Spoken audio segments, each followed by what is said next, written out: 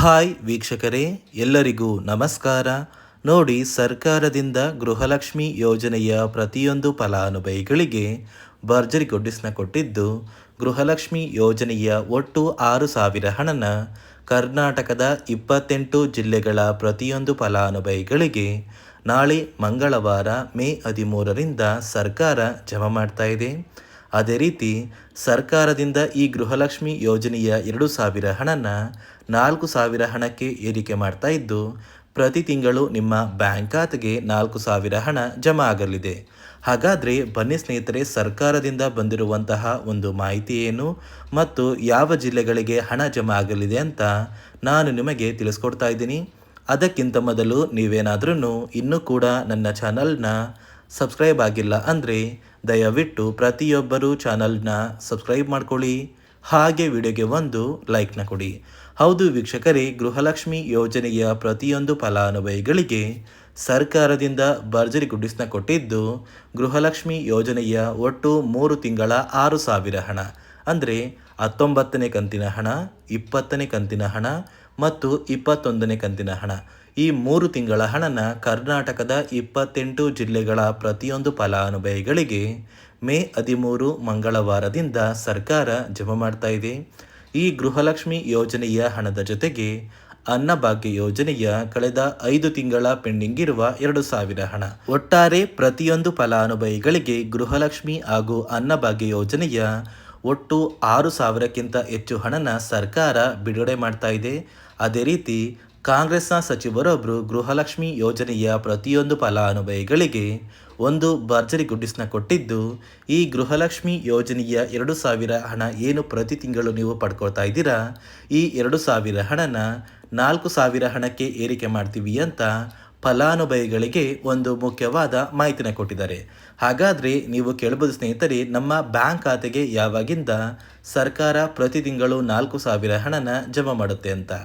ನೋಡಿ ಸ್ನೇಹಿತರೆ, ಕಾಂಗ್ರೆಸ್ನ ಸಚಿವರೊಬ್ಬರು ಕೊಟ್ಟಿರುವಂತಹ ಒಂದು ಮಾಹಿತಿಯ ಪ್ರಕಾರ, ಮುಂದೆ ಬರುವಂತಹ ಒಂದು ಲೋಕಸಭಾ ಚುನಾವಣೆಯಲ್ಲಿ ನೀವು ಕಾಂಗ್ರೆಸ್ ಸರ್ಕಾರಕ್ಕೆ ಮತ ನೀಡಿ ಕಾಂಗ್ರೆಸ್ ಸರ್ಕಾರನ ಗೆಲ್ಲಿಸಿದ್ರೆ ನಂತರ ನಿಮ್ಮ ಬ್ಯಾಂಕ್ ಖಾತೆಗೆ ಪ್ರತಿ ತಿಂಗಳು ಗೃಹಲಕ್ಷ್ಮಿ ಯೋಜನೆಯ 2,000 ಹಣನ ಜಮಾ ಮಾಡ್ತಾರೆ.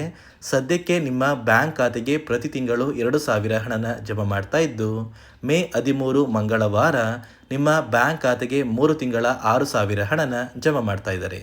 ಈ 6,000 ಹಣನ ನೀವು ಪಡ್ಕೋಬೇಕು ಅಂದರೆ ಸರ್ಕಾರ 5 ಹೊಸ ನಿಯಮಗಳ ಆಧಾರದ ಮೇಲೆ ಪ್ರತಿಯೊಂದು ಫಲಾನುಭವಿಗಳ ಒಂದು ದಾಖಲಾತಿಗಳನ್ನ ಮರುಪರಿಶೀಲನೆ ಮಾಡಿ ನಂತರ ನಿಮ್ಮ ಬ್ಯಾಂಕ್ ಖಾತೆಗೆ ಈ ಒಂದು ಹಣನ ಜಮಾ ಮಾಡ್ತಾ ಇದೆ. ಹಾಗಾದರೆ ಬನ್ನಿ ಸ್ನೇಹಿತರೆ, ಸರ್ಕಾರ ಜಾರಿಗೆ ತಂದಿರುವ ಆ 5 ಹೊಸ ನಿಯಮಗಳು ಏನು ಅಂತ ಕೂಡ ನಾನು ನಿಮಗೆ ತಿಳಿಸ್ಕೊಡ್ತಾ ಇದ್ದೀನಿ. ಅದಕ್ಕಿಂತ ಮೊದಲು ನಾಳೆ ಮಂಗಳವಾರ ಮೇ 13ರಂದು ಕರ್ನಾಟಕದ ಯಾವ 28 ಜಿಲ್ಲೆಗಳಿಗೆ ಗೃಹಲಕ್ಷ್ಮಿ ಹಾಗೂ ಅನ್ನಭಾಗ್ಯ ಯೋಜನೆಯ ಹಣ ಜಮಾ ಆಗ್ತಾ ಇದೆ ಅಂದರೆ, ಮೊದಲಿಗೆ ಬೆಂಗಳೂರು ನಗರ, ಬೆಂಗಳೂರು ಗ್ರಾಮಾಂತರ, ಬಾಗಲಕೋಟೆ, ಬೆಳಗಾವಿ, ರಾಮನಗರ, ಚಿಕ್ಕಬಳ್ಳಾಪುರ, ವಿಜಯಪುರ, ಧಾರವಾಡ, ಚಿತ್ರದುರ್ಗ, ದಾವಣಗೆರೆ, ಗದಗ, ಹಾವೇರಿ, ಕೋಲಾರ, ಶಿವಮೊಗ್ಗ, ಉತ್ತರ ಕನ್ನಡ, ತುಮಕೂರು, ಬಳ್ಳಾರಿ, ಬೀದರ್, ಚಾಮರಾಜನಗರ, ಚಿಕ್ಕಮಗಳೂರು, ಕಲಬುರಗಿ, ಕೊಪ್ಪಳ, ದಕ್ಷಿಣ ಕನ್ನಡ, ಹಾಸನ, ರಾಯಚೂರು, ಯಾದಗಿರಿ, ಕೊಡಗು, ಮಂಡ್ಯ, ವಿಜಯನಗರ, ಮೈಸೂರು ಮತ್ತು ಉಡುಪಿ, ಈ 28 ಜಿಲ್ಲೆಗಳ ಪ್ರತಿಯೊಂದು ಫಲಾನುಭವಿಗಳಿಗೆ ಸರ್ಕಾರ ಗೃಹಲಕ್ಷ್ಮಿ ಯೋಜನೆಯ 3 ತಿಂಗಳ 6,000 ಹಣನ ಜಮಾ ಮಾಡ್ತಾ ಇದ್ದು, ಪ್ರತಿಯೊಂದು ಫಲಾನುಭವಿಗಳು ಮೇ 20ರಲ್ಲಿ ನಿಮ್ಮ ಬ್ಯಾಂಕ್ ಖಾತೆಗೆ ಸರ್ಕಾರದಿಂದ ಈ ಒಂದು ಹಣನ ಪಡ್ಕೋತೀರಾ. ನೋಡಿ ಸ್ನೇಹಿತರೆ, ಈ ಬಾರಿ ಸುಮಾರು 1 ಲಕ್ಷಕ್ಕಿಂತ ಅಧಿಕ ಫಲಾನುಭವಿಗಳ ಬ್ಯಾಂಕ್ ಖಾತೆಗೆ ಸರ್ಕಾರ ಗೃಹಲಕ್ಷ್ಮಿ ಯೋಜನೆಯ ಹಣನ ಜಮಾ ಮಾಡ್ತಾ ಇಲ್ಲ. ಕಾರಣ ಏನು ಅಂದರೆ, ನಿಮ್ಮ ಬ್ಯಾಂಕ್ ಖಾತೆಗೆ ಡೆಬಿಟ್ ಮೂಲಕ ಹಣ ಜಮಾ ಮಾಡುವಂತಹ ಸಂದರ್ಭದಲ್ಲಿ ಸರ್ಕಾರ ಸಾಕಷ್ಟು ಫಲಾನುಭವಿಗಳ ಒಂದು ಬ್ಯಾಂಕ್ ಖಾತೆಗೆ ಹಣ ಜಮಾ ಮಾಡೋದನ್ನು ಕ್ಯಾನ್ಸಲ್ ಮಾಡಿದೆ. ಯಾಕಂದರೆ ಇತ್ತೀಚೆಗೆ ಹಣಕಾಸು ಇಲಾಖೆ ಜಾರಿಗೆ ತಂದಿರುವ 5 ನಿಯಮಗಳ ಆಧಾರದ ಮೇಲೆ ಪ್ರತಿಯೊಂದು ಫಲಾನುಭವಿಗಳಿಗೆ ಸರ್ಕಾರ ಈ ಒಂದು ಹಣನ ಜಮಾ ಮಾಡ್ತಾ ಇದ್ದು, ಯಾರೆಲ್ಲ ಫಲಾನುಭವಿಗಳು ಈ ನಿಯಮಗಳನ್ನ ಪಾಲಿಸಿಲ್ಲ ನಿಮ್ಮ ಬ್ಯಾಂಕ್ ಖಾತೆಗೂ ಕೂಡ ಹಣ ಜಮಾ ಆಗೋದಿಲ್ಲ. ಹಾಗಾದರೆ ಬನ್ನಿ ಸ್ನೇಹಿತರೆ, ಸರ್ಕಾರ ಜಾರಿಗೆ ತಂದಿರುವ ಆ 5 ಹೊಸ ನಿಯಮಗಳು ಏನು ಅಂತ ನಾನು ನಿಮಗೆ ತಿಳಿಸ್ಕೊಡ್ತಾ ಇದ್ದೀನಿ. ನೋಡಿ ಸ್ನೇಹಿತರೆ, ಮೊದಲನೆಯ ಒಂದು ನಿಯಮ ಬಂದು ಸಾಕಷ್ಟು ಫಲಾನುಭವಿಗಳು ಹೊಂದಿರುವಂತಹ ಒಂದು ರೇಷನ್ ಕಾರ್ಡ್ ಏನಿದೆ, ಆ ಒಂದು ರೇಷನ್ ಕಾರ್ಡ್ನ ಮನೆಯ ಸದಸ್ಯರ ಪ್ರತಿಯೊಬ್ಬರ ಒಂದು ಆಧಾರ್ ಕಾರ್ಡ್ನ ನಿಮ್ಮ ರೇಷನ್ ಕಾರ್ಡ್ಗೆ ಕಡ್ಡಾಯವಾಗಿ ಲಿಂಕ್ ಮಾಡಿಸ್ಬೇಕು. ಅಂದರೆ ಈ ಒಂದು ಲಿಂಕ್ ಮಾಡಿಸುವಂತಹ ಒಂದು ಪ್ರೊಸೀಜರ್ಗೆ ಸರ್ಕಾರ KYC ಅಂತ ಕರೀತಾರೆ. ನಿಮ್ಮ ರೇಷನ್ ಕಾರ್ಡ್ಗೆ ಇನ್ನೂ ಸಹ KYC ಆಗಿಲ್ಲ ಅಂದರೆ ನಿಮ್ಮ ಬ್ಯಾಂಕ್ ಖಾತೆಗೆ ಸರ್ಕಾರ ಮುಂದಿನ ದಿನಗಳಲ್ಲಿ ಗೃಹಲಕ್ಷ್ಮಿ ಯೋಜನೆಯ ಹಣನ ಕ್ಯಾನ್ಸಲ್ ಮಾಡುತ್ತೆ. ಅದೇ ರೀತಿ ಎರಡನೆಯ ಒಂದು ನಿಯಮ ಬಂದು ಸಾಕಷ್ಟು ಫಲಾನುಭವಿಗಳು ಕಳೆದ 3 ತಿಂಗಳಿಂದ ಸರ್ಕಾರದಿಂದ ಬರ್ತಾ ಇರುವಂತಹ ಒಂದು ರೇಷನ್ ಏನಿದೆ, ಅಂದರೆ ಉಚಿತ ಅಕ್ಕಿ ಏನಿದೆ, ಈ ಒಂದು ರೇಷನ್ನ ಪಡ್ಕೋತಾ ಇಲ್ಲ. ಒಂದು ವೇಳೆ ಕಳೆದ 3 ತಿಂಗಳಿಂದ ನೀವು ರೇಷನ್ನ ಪಡ್ಕೊಂಡಿಲ್ಲ ಅಂದರೆ ಸರ್ಕಾರ ನಿಮ್ಮ ಬಳಿ ಇರುವಂತಹ ಒಂದು ರೇಷನ್ ಕಾರ್ಡ್ನ ಕ್ಯಾನ್ಸಲ್ ಮಾಡುತ್ತೆ. ನಿಮ್ಮ ರೇಷನ್ ಕಾರ್ಡ್ನ ಸರ್ಕಾರ ಕ್ಯಾನ್ಸಲ್ ಮಾಡಿದ್ರೆ ನಿಮ್ಮ ಬ್ಯಾಂಕ್ ಖಾತೆಗೆ ಗೃಹಲಕ್ಷ್ಮಿ ಯೋಜನೆಯ ಹಣ ಇರ್ಬೋದು ಮತ್ತು ಸರ್ಕಾರದಿಂದ ಬರುವಂತಹ ಒಂದು ಸೌಲಭ್ಯಗಳನ್ನ ನೀವು ಕಳ್ಕೋಬೇಕಾಗುತ್ತೆ. ಅದೇ ರೀತಿ ಮೂರನೆಯ ಒಂದು ನಿಯಮ ಬಂದು ನೋಡಿ ಸ್ನೇಹಿತರೆ, ನಿಮ್ಮ ಬಳಿ ಇರುವಂತಹ ಒಂದು ಆಧಾರ್ ಕಾರ್ಡ್ ಏನಿದೆ, ಆ ಒಂದು ಆಧಾರ್ ಕಾರ್ಡ್ನ ಕಳೆದ 15 ವರ್ಷಗಳಲ್ಲಿ ನೀವು ಯಾವುದೇ ರೀತಿಯ ಒಂದು ತಿದ್ದುಪಡಿನ ಮಾಡಿಸಿಲ್ಲ ಅಂದರೆ ನಿಮ್ಮ ಬ್ಯಾಂಕ್ ಖಾತೆಗೆ ಸರ್ಕಾರ ಗೃಹಲಕ್ಷ್ಮಿ ಯೋಜನೆಯ ಹಣನ ಕ್ಯಾನ್ಸಲ್ ಮಾಡುತ್ತೆ. ಯಾಕಂದರೆ ಸರ್ಕಾರದಿಂದ ಬಂದಿರುವಂತಹ ಒಂದು ಆದೇಶದ ಪ್ರಕಾರ ಪ್ರತಿಯೊಂದು ಫಲಾನುಭವಿಗಳು ಕಳೆದ 15 ವರ್ಷಗಳಲ್ಲಿ ಯಾವುದೇ ರೀತಿಯ ಒಂದು ತಿದ್ದುಪಡಿನ ನಿಮ್ಮ ಆಧಾರ್ ಕಾರ್ಡ್ಗೆ ನೀವು ಮಾಡಿಸಿಲ್ಲ ಅಂದರೆ ಕಡ್ಡಾಯವಾಗಿ ಆದಷ್ಟು ಬೇಗ ನಿಮ್ಮ ಆಧಾರ್ ಕಾರ್ಡ್ಗೆ ತಿದ್ದುಪಡಿನ ಮಾಡಿಸಿ.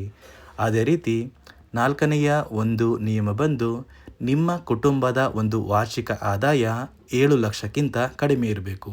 ಒಂದು ವೇಳೆ ನಿಮ್ಮ ಕುಟುಂಬದ ವಾರ್ಷಿಕ ಆದಾಯ 7 ಲಕ್ಷಕ್ಕಿಂತ ಜಾಸ್ತಿ ಇದ್ದರೆ ನಿಮ್ಮ ಬ್ಯಾಂಕ್ ಖಾತೆಗೆ ಸರ್ಕಾರ ಗೃಹಲಕ್ಷ್ಮಿ ಯೋಜನೆಯ ಹಣನ ಕ್ಯಾನ್ಸಲ್ ಮಾಡುತ್ತೆ. ಅದೇ ರೀತಿ ಐದನೆಯ ಒಂದು ನಿಯಮ ಬಂದು ನಿಮ್ಮ ಕುಟುಂಬದ ಸದಸ್ಯರು ಅಥವಾ ಗೃಹಲಕ್ಷ್ಮಿ ಯೋಜನೆಯ ಫಲಾನುಭವಿಗಳು ಯಾರು ಕೂಡ ಸರ್ಕಾರಿ ನೌಕರರಾಗಿ ಕಾರ್ಯನಿರ್ವಹಿಸ್ತಾ ಇರಬಾರ್ದು. ಒಂದು ವೇಳೆ ನಿಮ್ಮ ಕುಟುಂಬದಲ್ಲಿ ಯಾರೇ ಆಗಿದ್ರೂ ಸರ್ಕಾರಿ ನೌಕರರಾಗಿ ಕಾರ್ಯನಿರ್ವಹಿಸ್ತಾ ಇದ್ದರೆ ನಿಮ್ಮ ಬ್ಯಾಂಕ್ ಖಾತೆಗೆ ಗೃಹಲಕ್ಷ್ಮಿ ಯೋಜನೆಯ ಹಣ ಕ್ಯಾನ್ಸಲ್ ಆಗುತ್ತೆ. ಈ 5 ನಿಯಮಗಳ ಆಧಾರದ ಮೇಲೆ ಪ್ರತಿಯೊಂದು ಫಲಾನುಭವಿಗಳಿಗೆ ಸರ್ಕಾರ ಹಣ ಜಮಾ ಮಾಡ್ತಾ ಇದೆ. ಒಂದು ವೇಳೆ ನೀವು ಈ 5 ನಿಯಮಗಳನ್ನ ಪಾಲಿಸಿಲ್ಲ ಅಂದರೆ ನೀವು ಕೂಡ ಗೃಹಲಕ್ಷ್ಮಿ ಯೋಜನೆಯ ಹಣದಿಂದ ವಂಚಿತರಾಗಬೇಕಾಗುತ್ತೆ. ನೋಡಿ ಸ್ನೇಹಿತರೆ, ನಾಳೆ ಮಂಗಳವಾರ ಮೇ 13ರಿಂದ ಕರ್ನಾಟಕದ 28 ಜಿಲ್ಲೆಗಳ ಪ್ರತಿಯೊಂದು ಫಲಾನುಭವಿಗಳಿಗೆ ಗೃಹಲಕ್ಷ್ಮಿ ಹಾಗೂ ಅನ್ನಭಾಗ್ಯ ಯೋಜನೆಯ ಒಟ್ಟು 8,000 ಹಣ ಜಮಾ ಆಗ್ತಾ ಇದ್ದು, ಪ್ರತಿಯೊಬ್ಬರು ಕೆಲವೇ ದಿನಗಳಲ್ಲಿ ಈ ಒಂದು ಹಣನ ಪಡ್ಕೋತೀರಾ ಅಂತ ಹೇಳ್ತಾ, ಇದಿಷ್ಟು ಸರ್ಕಾರದಿಂದ ಬಂದಿರುವಂತಹ ಒಂದು ಹೊಸ ಮಾಹಿತಿಯಾಗಿದೆ. ನಾನು ಕೊಟ್ಟಿರುವಂತಹ ಮಾಹಿತಿ ನಿಮಗೆ ಇಷ್ಟ ಆಗಿದ್ದಲ್ಲಿ ದಯವಿಟ್ಟು ಪ್ರತಿಯೊಬ್ಬರು ನನ್ನ ಚಾನಲ್ನ ಸಬ್ಸ್ಕ್ರೈಬ್ ಮಾಡ್ಕೊಳ್ಳಿ, ಹಾಗೆ ವಿಡಿಯೋಗೆ ಒಂದು ಲೈಕ್ನ ಕೊಡಿ.